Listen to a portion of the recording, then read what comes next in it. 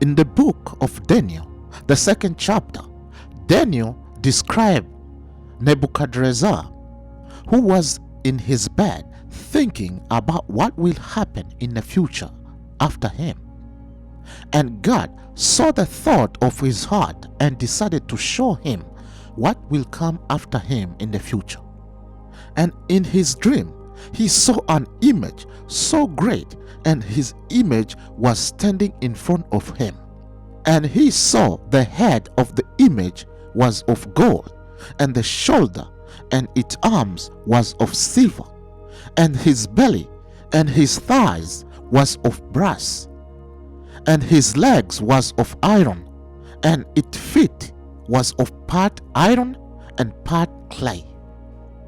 He saw there was a stone cut out without hands, and this stone came and struck the part of feet of an image, and the entire image from the golden head and the feet of iron and clay were all broken in pieces, and were all disappearing, and there were no found any trace of them nowhere.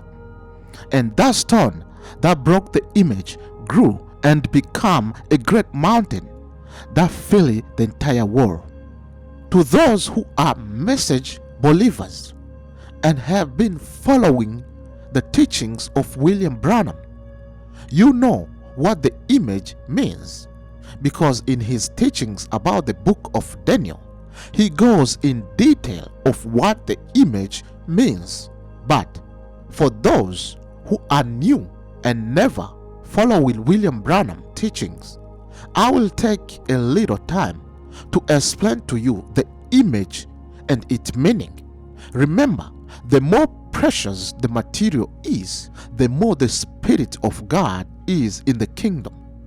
Gold means the Spirit of God is very strong and walking among the leaders of the highest rankings of the kingdom.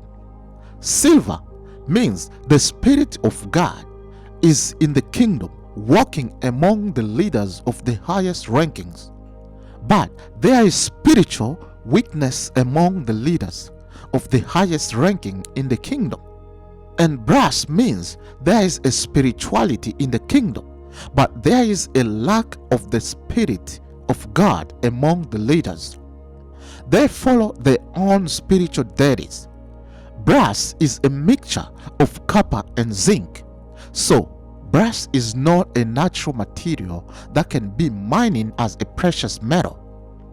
So you can see it lacks the value of being a precious metal. Two metals has to be mixed together for brass to get its strength. And this is what happening here, because the Spirit of God defines how precious the kingdom metal is. Brass is not as precious as gold and silver today, but still it is a necessary metal. And the iron as the first metal, iron means there is no Spirit of God in the highest rankings of the kingdom. Everyone follow the thought of their own hearts to do whatever comes in their own minds and fulfill the pleasure of their own imagination. And the feet of iron and clay just mean division, but neither is precious. So, let's go into the future meaning of this image. We have the head of gold. This is Babylon as the kingdom. But maybe you could be asking yourself, why Babylon? Is not Babylon known to be a very evil kingdom? Yes, in the book of Revelation, Babylon is portrayed as a symbol of an evil kingdom. But the real Babylon with Nebuchadnezzar did not begin as an evil kingdom.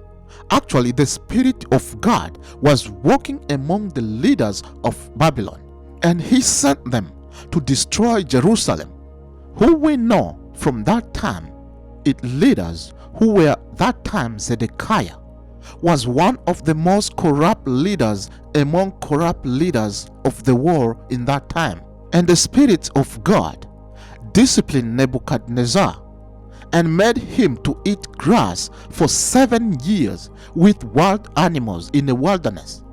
And we know when King Nebuchadnezzar died and his son Belshazzar took over the kingdom of Babylon, he tried to drink from the golden cups that his father Nebuchadnezzar took from the temple in Jerusalem.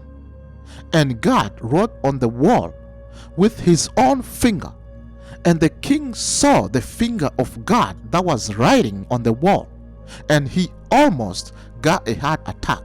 This is to show you how much the Spirit of God was in the kingdom of Babylon as a symbol of the golden head of the image. And then the next kingdom was silver, whose meaning was Persia and the Medes. Remember, when Belshazzar was king, saw the finger of God writing on the wall. The writing was telling him that his kingdom is taken away from him and given to the Medes and the Persians. And the same night he was assassinated, and Darius the Medes began to rule as the new king of Babylon.